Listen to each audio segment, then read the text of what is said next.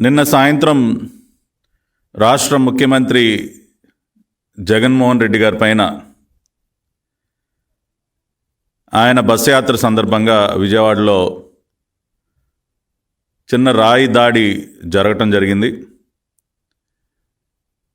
ఇటువంటి దాడులు ఎవరిపైన జరిగినా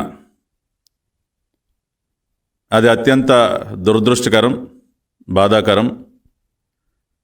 మా పార్టీ జాతీయ అధ్యక్షులు నారా చంద్రబాబు నాయుడు గారు ఆయన తక్షణమే స్పందిస్తూ ఈ దాడిని ఖండించడమే కాకుండా కేంద్ర ఎన్నికల సంఘాన్ని కూడా, ఎలక్షన్ కమిషన్ను కూడా ఆయన కోరడం జరిగింది.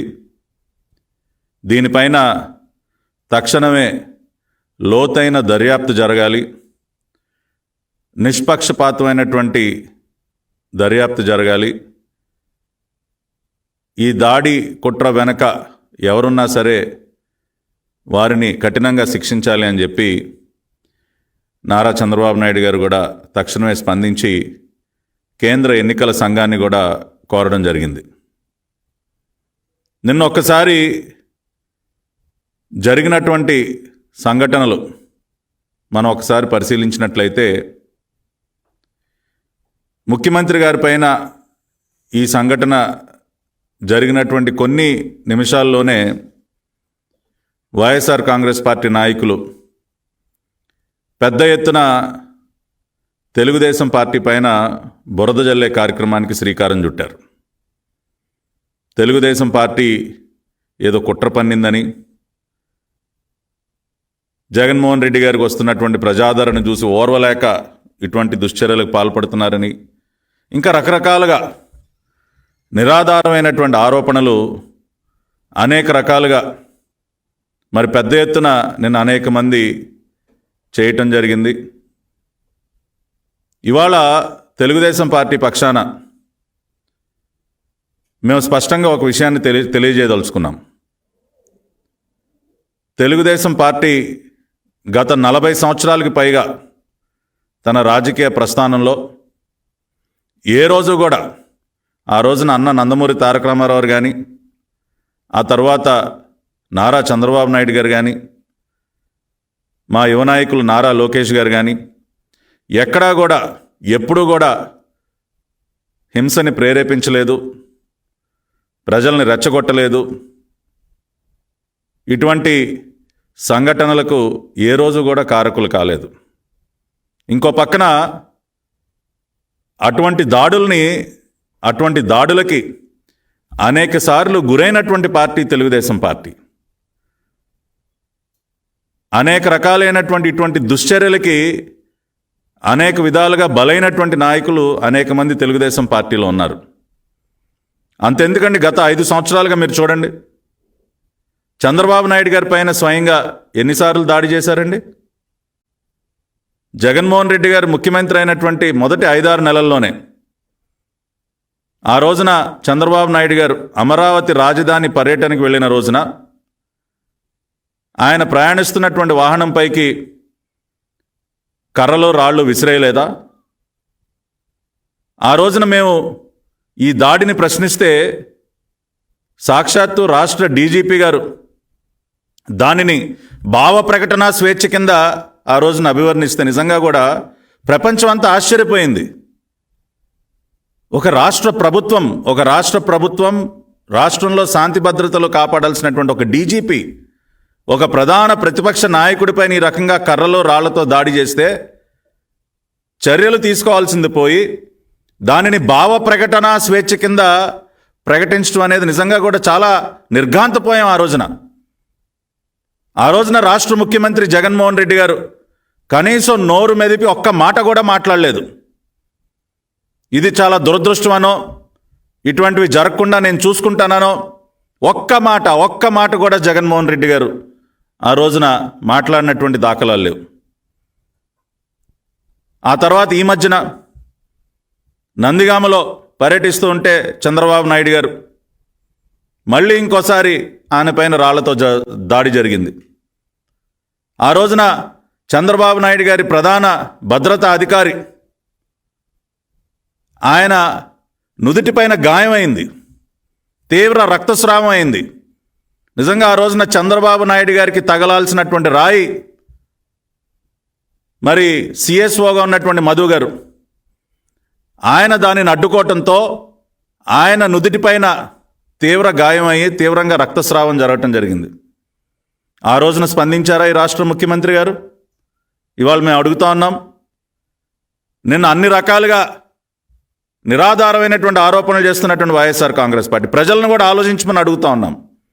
నందిగామ ఘటన జరిగిన రోజున, ఆ రోజున చంద్రబాబు నాయుడు గారి భద్రత చూస్తున్నటువంటి సిఎస్ఓ గారికి తీవ్రమైనటువంటి గాయం అయిన రోజున ఈ రాష్ట్ర ముఖ్యమంత్రి గారు స్పందించారా? నోరు మెదపలేదు జగన్మోహన్ రెడ్డి గారు. అంగళ్ళులో, చిత్తూరు జిల్లాలో అంగళ్ళులో ఎంత పెద్ద ఎత్తున దాడి చేశారండి చంద్రబాబు నాయుడు గారి పైన. రౌడీ మూకలు వచ్చి పెద్ద ఎత్తున కర్రలో రాళ్లతో దాడి చేస్తే ఆ రోజున ప్రభుత్వం స్పందించిందా? ముఖ్యమంత్రి గారు స్పందించారా? స్పందించకపోగా అక్కడున్నటువంటి ఎస్పీ, అక్కడున్నటువంటి స్థానిక మంత్రులు ఇంకా కూడా వాళ్ళు చేసినటువంటి ఈ దాడిని సమర్థించుకునే విధంగా, ఆ రౌడీ మొక్కలను వెనకేసుకొచ్చే విధంగా ఆ రోజున వారు మాట్లాడినటువంటి మాటలు, ఇట్లా చెప్పుకుంటూ పోతే గత 5 సంవత్సరాలలో జరిగినటువంటి అనేక రకాలైనటువంటి దాడులు సాక్షాత్తు ఒక రాష్ట్ర ప్రధాన ప్రతిపక్ష నాయకులపైన మనం ఈ రోజున ఒక్కసారి గుర్తు చేసుకోవాలి. ఏ రోజు కూడా నోరు మెదపనటువంటి జగన్మోహన్ రెడ్డి గారు,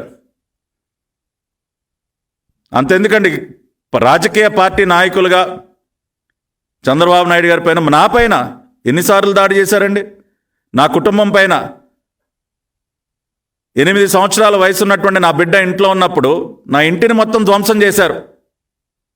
దేవాలయం లాంటి పార్టీ కార్యాలయాన్ని ధ్వంసం చేశారు. ఆ రోజున ముఖ్యమంత్రి గారు మాట్లాడినటువంటి మాటలు ఏంటండి? మాకు బీపీలు రావా? మాకు ఆవేశం ఉండదా?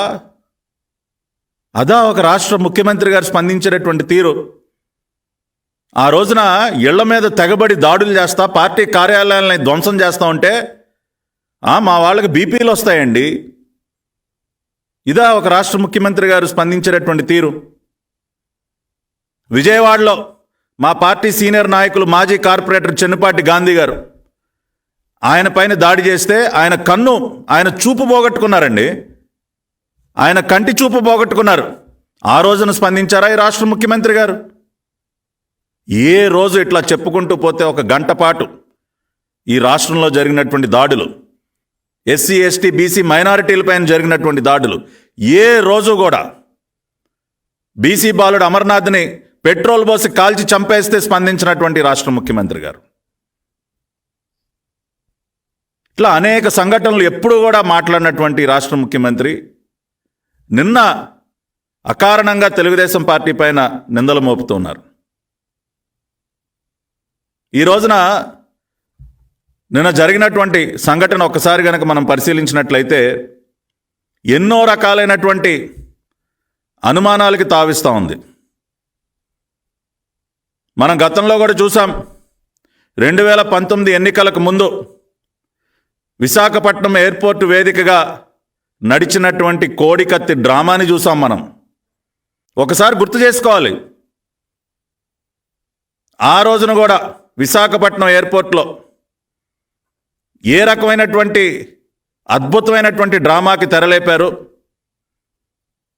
కోడికత్తి సీను 5 సంవత్సరాల పాటు జైలులో మగ్గి నిన్నగాక మొన్న బెయిల్పై విడుదలయ్యాడు.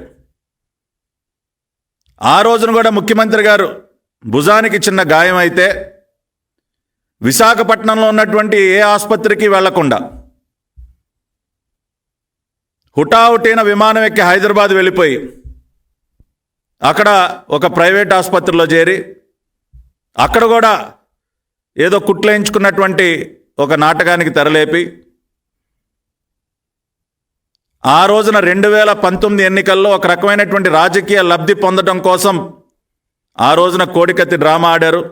5 సంవత్సరాలు ఈ రోజున డ్రామా అని ప్రపంచం మొత్తం ఎందుకంటా ఉందంటే 5 సంవత్సరాలు ఈ రాష్ట్రానికి ముఖ్యమంత్రిగా ఉన్నటువంటి జగన్మోహన్ రెడ్డి గారు నిజంగా విశాఖపట్నం ఎయిర్పోర్ట్లో ఏదైనా ఒక కుట్రపూరితంగా దాడి జరిగి నిజంగా ఆయన ప్రాణానికి హాని తలపెట్టేటటువంటి దాడి జరుగుంటే 5 సంవత్సరాలు రాష్ట్ర ముఖ్యమంత్రిగా ఆయన ఎందుకని ఆ విచారణని ముందుకు కొనసాగనివ్వలేదండి? ఎందుకు ఒక్కసారి కూడా ఆయన కోర్టుకు హాజరు కాలేదు? ప్రతిసారి కోడికత్తి సీను కోర్టులో హాజరవుతాడు, ముఖ్యమంత్రి గారు రారు. అంటే ఇవన్నీ చూసిన తర్వాత ప్రజలు చాలా స్పష్టంగా అర్థం చేసుకున్నారు. అది ఆ రోజున విశాఖపట్నం ఎయిర్పోర్ట్లో నడిచినటువంటిది ఒక డ్రామా. రాజకీయంగా ప్రజల సానుభూతి పొందడం కోసం, ఎన్నికల్లో 4 ఓట్లు సంపాదించుకోవటం కోసం ఆడినటువంటి డ్రామా అని చాలా స్పష్టంగా ప్రజలు అర్థం చేసుకున్నారు. అదేవిధంగా ఆ రోజున కుట్లు వేసినటువంటి 2 డాక్టర్లు, హైదరాబాద్ ప్రైవేట్ హాస్పిటల్లో కుట్లు వేసినటువంటి 2 డాక్టర్లకి ఆ తర్వాత చైర్మన్ గిరి పోస్టులు ఇచ్చారు. బడా చైర్మన్ పోస్టులు. ఒక డాక్టర్ గారేమో ఆంధ్రప్రదేశ్ మెడికల్ కౌన్సిల్కి చైర్మన్, ఇంకో డాక్టర్ గారేమో ఆంధ్రప్రదేశ్ మెడికల్ ఇన్ఫ్రాస్ట్రక్చర్ కార్పొరేషన్కి చైర్మన్. ఆ రకంగా కుట్లు వేసినటువంటి డాక్టర్లు చైర్మన్లు అయ్యారు కోడికత్తి డ్రామాలో. నిన్న జరిగినటువంటిది కూడా ఖచ్చితంగా అటువంటి డ్రామానే అని చెప్పి మేము అంటా ఉన్నాం చాలా స్పష్టంగా. దానికి అనేక కారణాలు ఉన్నాయి. ఇవాళ నేను పాయింట్ టు పాయింట్ ఈ రాష్ట్ర ప్రజల ముందు కొన్ని అంశాలు నేను ఉంచదలుచుకున్నా. అదేవిధంగా వైసీపీ నాయకులను కూడా చాలా స్పష్టంగా నేను ప్రశ్నించదలుచుకున్నా. మీరు ఈ ప్రశ్నలకి జవాబు చెప్పగలరా? నిన్న ఒక ముఖ్యమంత్రి స్థాయి వ్యక్తి పర్యటన చేస్తూ ఉంటే కరెంట్ ఎందుకు పోతుందండి? పూర్తిగా చీకట్లు ఎందుకు కమ్ముకుంటాయి? ఒక వివిఐపి రాష్ట్ర ముఖ్యమంత్రి, అత్యంత కట్టుదిట్టమైనటువంటి భద్రత కలిగినటువంటి వ్యక్తి పర్యటనలో కరెంట్ ఎందుకు పోయింది? ఇది కావాలని చేసినటువంటి పని కాదా? ఇవాళ రాష్ట్ర డీజీపీ గారిని, ఇంటెలిజెన్స్ డీజీ గారిని, విజయవాడ పోలీస్ కమిషనర్ గారిని అడుగుతున్నాం, కరెంట్ ఎందుకు పోయింది సార్? ఏదో పోతే 1-2 నిమిషాల్లో సరవాలి కదా. ఏదైనా టెక్నికల్ ప్రాబ్లం వల్ల ఏదైనా చిన్న పవర్ కట్ జరిగితే వితిన్ సెకండ్స్ రీస్టోర్ అవ్వాలి సీఎం గారు వెళ్తున్నటువంటి దారిలో. కానీ అంతసేపు కరెంటు పోవటం ఏంటి? చీకట్లు కమ్ముకోవటం ఏంటి? ఇవాళ ఏపీసీపీడీసీఎల్ చైర్మన్ గారిని కూడా అడుగుతున్నాం, ఎవరి ఆదేశాల మేరకు కరెంటు తీసేశారు sir? Central power distribution company chairman గారు మీరు జవాబు చెప్పండి. ఎవరు ఆదేశాలతో కరెంటు తీశారు? ఏ కుట్రలో భాగంగా కరెంటు తీశారు? అసలు ఎందుకు కరెంటు పోయింది? దీనికి జవాబు చెప్పాలి. ఇది మా మొదటి ప్రశ్న. రెండవ ప్రశ్న, కరెంటు పోయినటువంటి సందర్భంలో చీకట్లో ముఖ్యమంత్రి గారిని బస్సు పైన ఎందుకు నుంచోబెట్టారు? సరే, కరెంటు పోయిందండి. కరెంటు పోతే మీరు ఏం చేయాలి? చీకట్లో మనిషిని బస్సు పైన నుంచోబెడతారా? తక్షణమే ఆయన్ని బస్సులో కూర్చోబెట్టి, బస్సులో బ్రహ్మాండమైన లైట్లు ఉన్నాయి కదా, ఆయన ఫ్రంట్ సీట్లో కూర్చుంటే బ్రహ్మాండంగా లైట్లు ఆయన ముఖం మీద పడతాయి కదా. కరెంటు పోవటం ఏంటి? చీకట్లో ముఖ్యమంత్రి గారిని బస్సు పైన నుంచోబెట్టడం ఏంటి? ఇది మా రెండో ప్రశ్న. ఇది అనుమానాలకి తావివ్వట్లేదా? కుట్రలో భాగంగానే కరెంటు కట్ చేసి ముఖ్యమంత్రి గారిని బస్సు పైన నుంచోబెట్టారా? మా మూడో ప్రశ్న, ముఖ్యమంత్రి గారి పైన సరే కరెంటు పోయింది, చీకట్లో బస్సు పైన నుంచోబెట్టారు, ఏదో చిన్న రాయితో దాడి జరిగింది, ముఖ్యమంత్రి గారు ఆయన చేత్తో ఇట్లా ఆయన నుదుటిపైన చేయబెట్టుకుని రాయి దాడి జరిగిందని చెప్పి ఆయన అక్కడ నుంచోవటం. అక్కడ భద్రతా సిబ్బంది ఆయన చుట్టూ ఉన్నప్పుడు అటువంటి దాడి జరగగానే ఏ వీవీఐపీ పైన, ఏ Z+ కేటగిరీ సెక్యూరిటీ ఉన్నటువంటి ఏ వ్యక్తికైనా, ముఖ్యమంత్రి స్థాయిలో ఉన్నటువంటి వ్యక్తి చుట్టూ ఉన్నటువంటి భద్రతా సిబ్బంది చేతిలో బుల్లెట్ ప్రూఫ్ షీట్స్ ఉంటాయండి. మీరు అందరూ కూడా చూసే ఉంటారు, ఒక సూట్ కేసు లాగా పట్టుకుని తిరుగుతూ ఉంటారు పక్కన. అది బుల్లెట్ ప్రూఫ్ షీట్. అది ఇటువంటి దాడులు ఎప్పుడైనా జరిగితే ఇమ్మీడియట్గా దాన్ని ఓపెన్ చేసి ముఖ్యమంత్రి గారికి, ఆ వీవీఐపీకి అడ్డుగా దాన్ని పెడతారు, ఆయన్ని ప్రొటెక్ట్ చేయడం కోసం. మీరందరూ కూడా విజువల్స్లో చాలాసార్లు గమనించి ఉంటారు, ఒక సూట్ కేసు పట్టుకుని నడుస్తూ ఉంటారు పక్కన. That is nothing but A bullet proof sheet. నిన్న ముఖ్యమంత్రి గారు భద్రతా సిబ్బంది దగ్గర కూడా ఉన్నాయే, వాటిని ఎందుకు ఓపెన్ చేయలేదండి? ఇమ్మీడియట్గా ఎందుకు రియాక్ట్ అవ్వలేదు? ముఖ్యమంత్రి గారి పైన దాడి జరిగిన తర్వాత తక్షణమే భద్రతా సిబ్బంది ఏం చేయాలి? ఆయన చుట్టుముట్టి ఆ బుల్లెట్ ప్రూఫ్ షీట్స్ని అడ్డుగా పెట్టాలి. అటువంటి విజువల్ ఏమైనా చూసారా మీరు? ఏమి అటువంటి కార్యక్రమం ఏది జరగల. ఎందుకని, ఏ కుట్రలో భాగంగా భద్రతా సిబ్బంది అలా మౌనంగా చూస్తూ ఉండిపోయారు? ఎందుకని వారి చేతిలో ఉన్నటువంటి ఆ బుల్లెట్ ప్రూఫ్ షీట్స్ని వాడలేకపోయారు? ఇది మా మూడో ప్రశ్న. నాలుగో అంశం, దాడి జరిగింది, సరే భద్రతా సిబ్బంది బుల్లెట్ ప్రూఫ్ షీట్లు ఓపెన్ చేయలేదు. ఇమీడియట్గా ఏం చేయాలండి? ముఖ్యమంత్రి గారిని తక్షణమే బస్సు దింపి లోపలికి తీసుకెళ్ళాలి. బుల్లెట్ ప్రూఫ్ బస్సు, ఆయన సురక్షితంగా బస్సు పైన ఉంటారా, లోపల ఉంటారా? దాడి జరిగిన తర్వాత కూడా కొన్ని నిమిషాల పాటు ఆయన్ని బస్సు పైన ఎందుకు నుంచోబెట్టారు? ఎందుకని తక్షణమే బస్సు లోపలికి తీసుకువెళ్ళలేదు? ఇది మా నాలుగో అనుమానం, నాలుగో ప్రశ్న. ఎందుకు ఆ పని చేయలేకపోయారు? ప్రజలు కూడా ఆలోచించండి. ఇవన్నీ పాయింట్ టు పాయింట్ ఇవాళ నిన్న జరిగినటువంటి సంఘటనలు మీ ముందు ఉంచుతూ ఉన్నాం. దాన్ని బట్టే మీకు అర్థమవుతుంది ఇది ఒక కుట్రపూరితమైనటువంటి డ్రామా అని చెప్పి. ఇవాళ ప్రజల చీత్కారాలు ఎదుర్కొంటున్నటువంటి రాష్ట్ర ప్రభుత్వం, ఈ రాష్ట్ర ముఖ్యమంత్రి, రేపు ఎన్నికలలో ఓటమి తప్పదని గ్రహించినటువంటి రాష్ట్ర ముఖ్యమంత్రి, ఒక పక్కన నారా చంద్రబాబు నాయుడు గారు రాష్ట్రంలో ఎన్డీఏ సారథిగా దూసుకుపోతా ఉన్నారు. ఆయన ఎక్కడికి వెళ్ళినా కూడా ప్రజలు బ్రహ్మరథం పడతా ఉన్నారు. రెండో వైపు రాష్ట్ర ముఖ్యమంత్రి గారి బస్సు యాత్ర కాస్త బుస్సు యాత్ర కింద మారిపోయింది. ప్రజాదరణ పూర్తిగా కరువైపోయింది. కాబట్టే ప్రజల సానుభూతి పొందడం కోసం మళ్ళీ ఒక డ్రామాకి, ఆ రోజున విశాఖపట్నం ఎయిర్పోర్ట్లో కోడికత్తి డ్రామాకి ఎలా అయితే తెరలేపారో, విజయవాడలో నేను ఇంకొక రాయితో డ్రామా. సరే అయిపోయింది. ముఖ్యమంత్రి గారిని బస్సు లోపలికి తీసుకెళ్లకుండా అక్కడే నుంచోబెట్టారు. ముఖ్యమంత్రి గారు గాయమైతే ఆయనంతటికి ఆయన టవల్తో కర్చీఫ్తో దుడుచుకోవటం ఏంటండి? అసలు అది ఎక్కడైనా చూస్తాం? ఒక వీవీఐపీకి గాయం అయితే ఆయన అలా వదిలేసి, సార్ మీరు తుడుచుకోండి సార్, మీరు ఎంతసేపు తుడుచుకోండి, రక్తం కారుతుందా, ఇదిగోండి సార్ టవల్ తీసుకోండి, టవల్ తీసుకుని తుడుచుకోండి సార్ అని అసలు అక్కడ ఎప్పుడైనా ఒక వీవీఐపీ, ఒక రాష్ట్ర ముఖ్యమంత్రి స్థాయి వ్యక్తికి అటువంటి గాయం జరిగితే ఆయన పాటికి ఆయన వదిలేసి ఒక టవల్ ఇచ్చి తుడుచుకోమని చెప్తారండి? ఇది ఎట్లా సార్? ఇది డ్రామాలో భాగంగా మరేంటి సార్? అంటే మీకు ఆ విజువల్స్ కావాలి. ముఖ్యమంత్రి గారు కర్చీఫ్తో తుడుచుకోవాలి, ఆయనకు ఉన్నటువంటి ఆ రక్తపు మరకలను అట్లా ఆ కెమెరా కనపడేటట్టు చూపించాలి. అది ప్రపంచం మొత్తం చూసి అయ్యో రాష్ట్ర ముఖ్యమంత్రి గారికి ఇట్లా జరిగిందా అని చెప్పి సానుభూతి కొట్టేయాలి. ఇది మా ఐదో ప్రశ్న. ఎందుకు ముఖ్యమంత్రి గారికి గాయం అయితే ఇమ్మీడియట్గా ఆయన కిందకి తీసుకువెళ్ళటం చేయలేదు, ఆయన సేఫ్ ప్లేస్లో పెట్టలేదు, ఆయన పాటికి ఆయనే పాపం తుడుచుకునే విధంగా ఆయన ఎందుకు వదిలేశారు? దీనికి జవాబు చెప్పండి.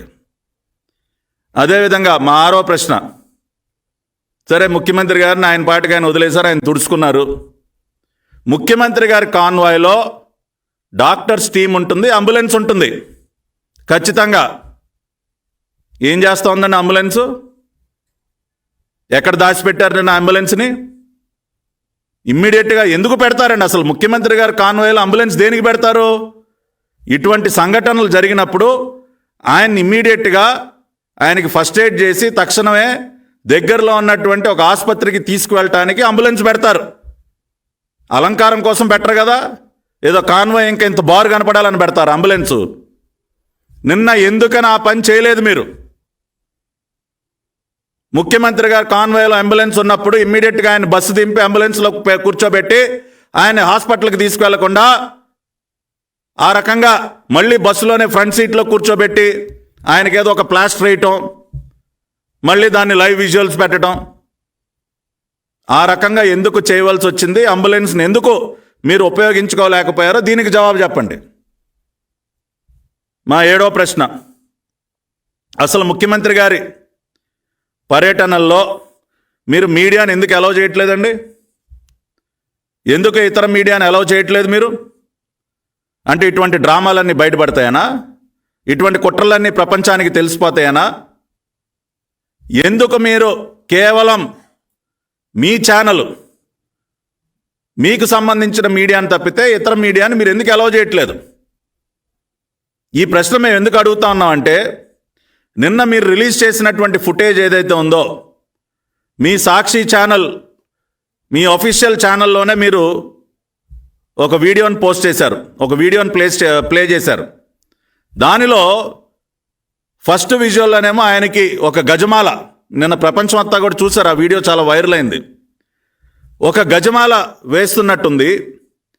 ఆ గజమాల పక్కకి తొలగించగానే ఫ్రేమ్ కట్ అయిపోయి నెక్స్ట్ విజువల్ ముఖ్యమంత్రి గారి పైన ఏదో రాయి తగిలి ఆయన ఇట్లా నుదుటి పైన చేయబట్టుకున్నట్టుంది. అంటే ఎడిట్ చేసినటువంటి ఒక ఫుటేజ్ని మీరు నిన్న దేనికి రిలీజ్ చేశారు? ఎందుకు రిలీజ్ చేయాల్సి వచ్చింది? ముఖ్యమంత్రి గారికి గజమాల వేసినప్పటికీ ఆ తర్వాత జరిగినటువంటి సంఘటనకి మధ్య ఉన్నటువంటి ఫుటేజ్ని దేనికి తొలగించారు మీరు? అదే మొత్తం మీడియానంతా అలౌ చేసి ఉంటే ఈ రకంగా ఎడిటింగ్ కుదరదనా? మీకు కావాల్సినటువంటి మీరు ఎడిట్ చేసుకుని వీడియోలు వదలటం కష్టమనా? మీరు మీడియాని అలౌ చేయలేదు నిన్న.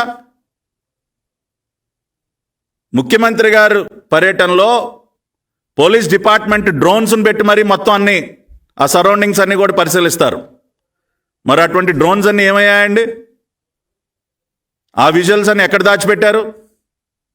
కాబట్టి ఇది మా 7వ ప్రశ్న. ఎందుకు మీరు మీడియాని కట్టడి చేస్తూ ఉన్నారు? ఎందుకు ఇట్లా ఎడిటెడ్ వీడియోస్ని రిలీజ్ చేస్తూ ఉన్నారు?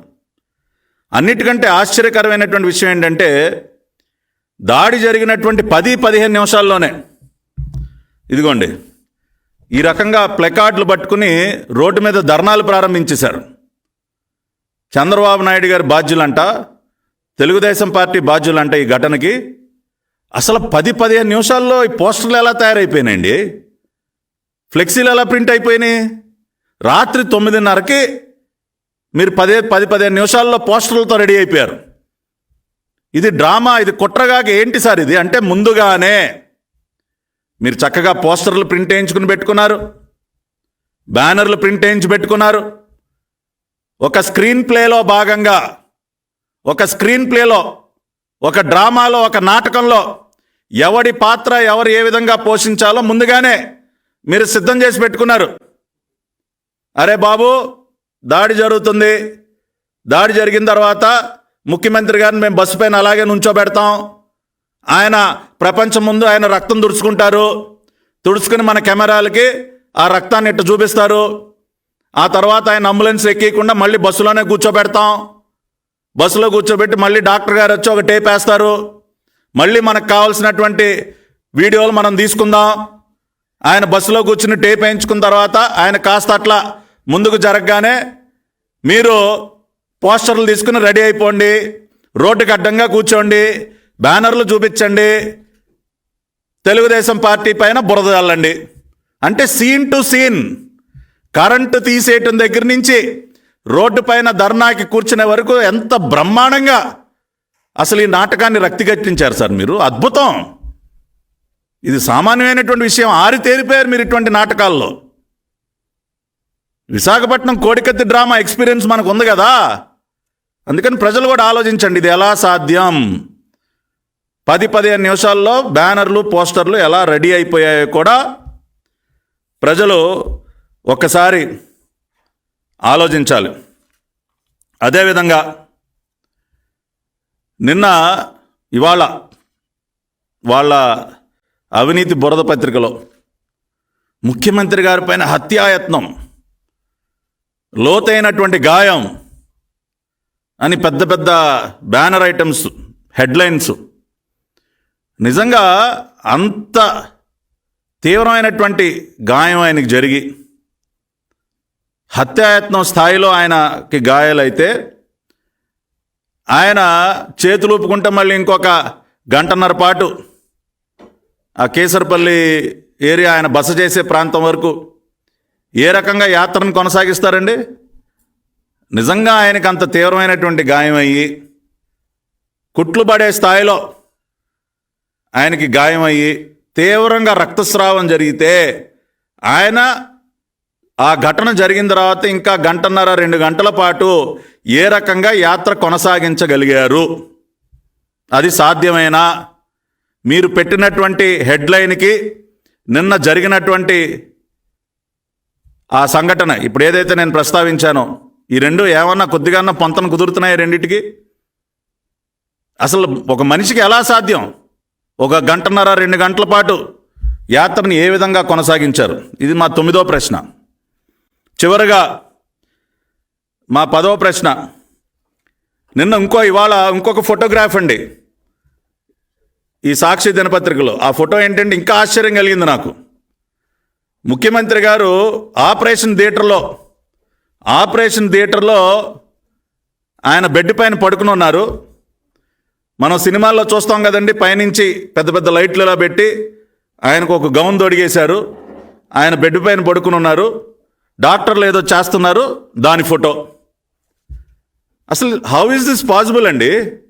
ఒక ఆపరేషన్ థియేటర్లోకి మీడియా వాళ్ళని పంపించి అక్కడ షూటింగ్ చేస్తారా? ఫోటో షూట్ చేస్తారా ఆపరేషన్ థియేటర్లో? ఒక వివిఐపి అండి, హత్యాయత్నం జరిగిందండి నిన్న. పాపం మీరు అన్న మాటలేంటి? హత్యాయత్నం, ఒక వివిఐపి, తీవ్రమైనటువంటి రక్తస్రావం. అటువంటి ఎమర్జెన్సీ కండిషన్లో ఆపరేషన్ థియేటర్లోకి ఫోటోగ్రాఫర్లను పంపిస్తారా? అసలు డాక్టర్లు ఎలా ఒప్పుకున్నారండి? నిన్న మేము గవర్నమెంట్ హాస్పిటల్ వైద్యులను అడుగుతా ఉన్నాం, సూపరింటెండెంట్ గారిని అడుగుతా ఉన్నాం, ఇది మెడికల్ ప్రోటోకాల్లో ఇది అలౌడా? ఏమండి సూపరింటెండెంట్ గారు, మెడికల్ ప్రోటోకాల్, ఎమర్జెన్సీ ప్రోటోకాల్లో అసలు ముఖ్యమంత్రి కాదండి, ఒక సాధారణ మనిషి, ఒక ఎమర్జెన్సీ సిచ్యువేషను, ఆయనకి ఆపరేషన్ థియేటర్లో వైద్యం జరుగుతోంది.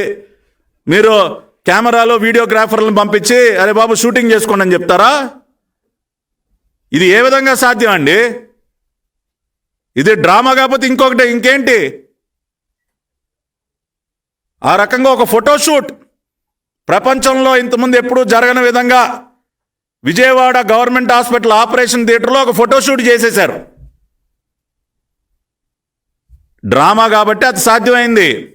పాప యాంగిల్ చెప్పుంటారు, ఏ యాంగిల్లో కెమెరా పెట్టాలి, ఎట్లా తీయాలి. బాగా వచ్చింది ఫోటో.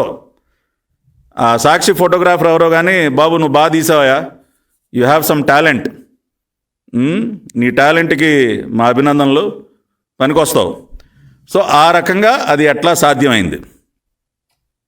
ఈ 10 అంశాలు ఇప్పుడు నేను ఏదైతే ప్రస్తావించానో వీటిని ఒక్కసారి మీరు ఆలోచించండి. ఇవాళ అంత పెద్ద ఎత్తున మా మీద బురద జల్లుతూ ఉన్నారు, దుమ్మెత్తి పోస్తూ ఉన్నారు.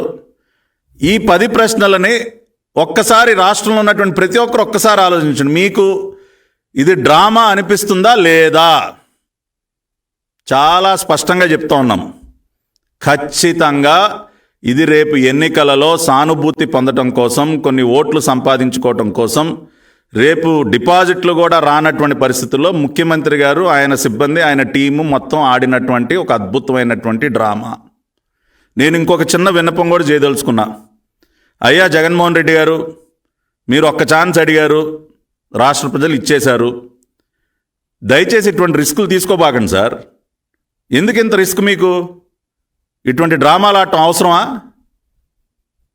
ఒక రాష్ట్ర ముఖ్యమంత్రిగా ఇప్పుడు మీరేదో ఇటువంటి డ్రామాలు ఆడి మీ ప్రాణాల మీద తెచ్చుకుంటే మాకు బాధే. కాబట్టి దయచేసి జగన్మోహన్ రెడ్డి గారు, మీరు ఇటువంటి డ్రామాలు ప్లీజ్ దయచేసి ఇటువంటి డ్రామాలు ప్లే చేయబాకండి. మీరు అద్భుతంగా నటిస్తారు సార్, మేము అందరం ఒప్పుకున్నాం. మీరు మళ్ళీ ప్రూవ్ చేసుకోవద్దు సార్, దయచేసి మీరు మళ్ళీ ప్రూవ్ చేసుకోబాకండి. ప్రజలందరికీ కూడా తెలుసు మీరు పాదయాత్ర సందర్భంగా ఎంత అద్భుతంగా నటించారో, ఎన్నికల ప్రచారాల్లో ఎంత అద్భుతంగా నటిస్తారో. సో కాబట్టి మీరు పదే మీ నటనా ప్రావీణ్యాన్ని దయచేసి మీరు ప్రూవ్ చేసుకోబాకండి sir. Already it is proved. కాబట్టి ఎంతైనా మీరు మా రాష్ట్ర ముఖ్యమంత్రి గారు కాబట్టి మేమందరం కూడా మీరు సేఫ్గా ఆరోగ్యంగా ఉండాలనే మేము కోరుకుంటాం. కాబట్టి ఈ విధంగా ఇటువంటి డ్రామాలు ఆడి దయచేసి రిస్కులు తీసుకోబాకండి సార్.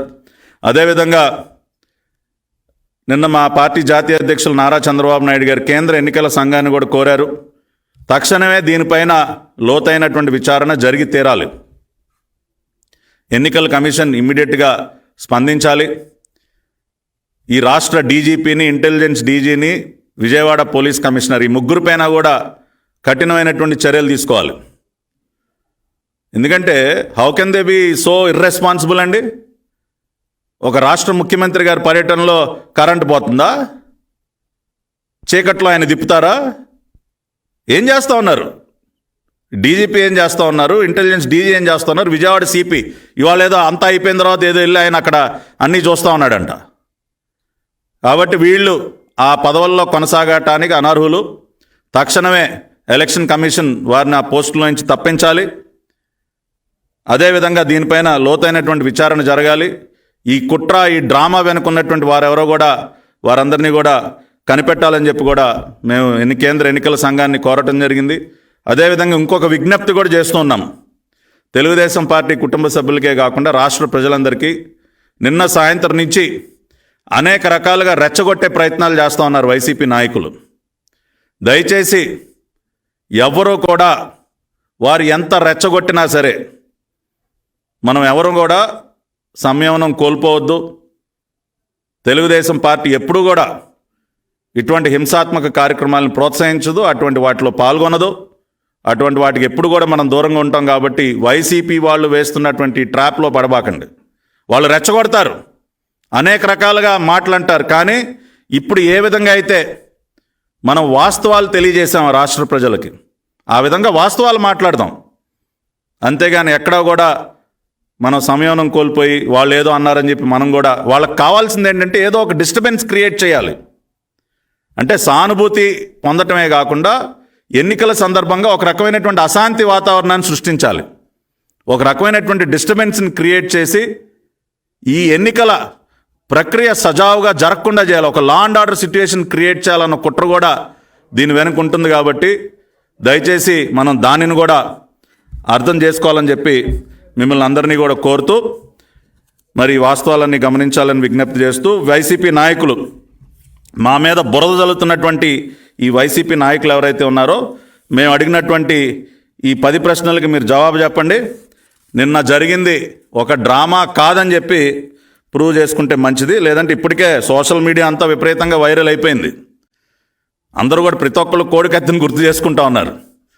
లేదంటే మళ్ళీ ఇంకోసారి కోడికత్తి డ్రామాగానే దీన్ని భావిస్తారు. ఆల్రెడీ అటువంటి నిర్ధారణకు వచ్చేశారు. ఒకసారి మోసపోతారు కానీ పదే పదే ఇటువంటి డ్రామాలకు మోసపోయేటువంటి పరిస్థితి ఉండదు. కాబట్టి ఈ ప్రశ్నలకు జవాబు చెప్పాలని చెప్పి వైసీపీ నాయకులను కూడా కోరుకుంటూ మీ అందరి దగ్గర సెలవు తీసుకుంటున్నాను. చెప్పండి. బాధ్యత కలిగిన ఎంపీ కేసీఆర్ నాని లోకేష్ ఒక 600 మంది టీంతో ఇట్లాంటి టీంని చూసి దాడులు చేస్తున్నారు అని చెప్పి ఒక నిరాధారణమైనటువంటి ఒక ఆరోపణ అయితే చేయడం జరిగింది. అది ఎంతవరకు సబబు? ఇప్పుడు ఇందాక అందుకనే చెప్పా, గత 5 సంవత్సరాలుగా దాడులు చేయించే సంస్కృతి ఎవరిది? నేను అమరావతిలో జగన్మోహన్ రెడ్డి గారు ముఖ్యమంత్రి అయిన మొదటి 6 నెలల్లోనే అమరావతిలో ఆయన పైన జరిగినటువంటి దాడి దగ్గర నుంచి నేను అనేక సంఘటనలు ప్రస్తావించా. నందిగాంలో జరిగినటువంటి దాడి ఏంటి, అంగళ్ళలో జరిగినటువంటి దాడి ఏంటి, లేదంటే విజయవాడలో నా పైన జరిగినటువంటి దాడి ఏంటి, ఇంకా అనేక మంది నాయకులపైన జరిగినటువంటి దాడులేంటి, ఎంతమంది గాయాల పాలయ్యారు, ఎంతమంది ప్రాణాలు కోల్పోయారు. సో ఈ లిస్ట్ అంతా నేను దేనికి చదివా? ఎందుకు అంటే అటువంటి సంస్కృతి వైఎస్ఆర్ కాంగ్రెస్ పార్టీలో ఉంది. తెలుగుదేశం పార్టీలో చంద్రబాబు నాయుడు గారు కానీ అన్న ఎన్టీఆర్ గారు కానీ ఎప్పుడు కూడా అటువంటి సంస్కృతిని ప్రోత్సహించలేదు. ఇవాళ అటువంటి రౌడీ మోకలో వెళ్ళి చేరినందుకు, అటువంటి సైకోల మధ్య చేరినందుకు విజయవాడ ఎంపీ సిగ్గుపడాలి. మొన్నటి వరకు ఒక క్రమశిక్షణ కలిగినటువంటి పార్టీలో ఉండి ఇవాళ వెళ్ళి అటువంటి సైకో పార్టీలో జాయిన్ అయ్యారు ఆయన. కాబట్టి ఆయన సిగ్గుపడాలి దానికి. మరో విషయం సార్, ఎమ్మెల్సీ రహంతుల్లా వేసినటువంటి దండలోనే అంతా ఉంది అని చెప్పేసి ఒక ఆరోపణ వ్యక్తమవుతోంది. ఆ దండకు గుచ్చినటువంటి బొమ్మలకు సంబంధించిన టేప్ గుచ్చుకుంది అని చెప్పేసి ఒక ఆరోపణ వ్యక్తమవుతోంది. ఎస్, అందుకనే నేను ఇందాక నా ప్రశ్నలో అది కూడా ఒక ప్రశ్న ఉంది. ఆ భారీ గజమాల ఏదైతే వేశారో, ఆ విజువల్ ఏదైతే వాళ్ళు రిలీజ్ చేశారో, ఆ గజమాల వేసిన తర్వాత కొంత ఫుటేజ్ని ఎడిట్ చేశారు. ఎడిట్ చేసి ఇమ్మీడియట్గా ఏదో రాయి తగిలి దెబ్బ తగిలిందని చెప్పి అది ఇప్పటికీ సాక్షి వాళ్ళ అఫీషియల్ యూట్యూబ్ ఛానల్లో ఉంది అది. సో ఖచ్చితంగా మీరు లేవనెత్తినటువంటి ప్రశ్న సమంజసమైందే. నిన్న అసలు ఏం జరిగింది? ఈ డ్రామాలో ఆ దండ కూడా ఒక భాగమా? ఆ గజమాల కూడా ఈ డ్రామాలో ఒక పాత్ర ఉందా? ఎందుకు వీడియో ఫుటేజ్ని ఎడిట్ చేయాల్సి వచ్చింది అన్న ప్రశ్న కూడా వాళ్ళు మేము అడుగుతా ఉన్నాం. కాబట్టి ఖచ్చితంగా దానికి కూడా వాళ్ళు వివరణ ఇవ్వాలి. మాజీ మంత్రి వెల్లంపల్లికి నిజంగా గాయం జరిగిందా, లేదు అది కూడా ఒక మోటివేటెడ్ సంబంధించినటువంటి ప్రీ ప్లాన్డ్ గా కట్టు వేసుకోవడం జరిగిందా? ఇప్పుడు నిన్న జరిగినటువంటి డ్రామాలో ముఖ్యమంత్రి గారు హీరో అయితే వెల్లంపల్లి సైడ్ హీరో. సో ఆయనకు కూడా ముందుగానే ఆయన పాత్ర ఆయనకు వివరించారు.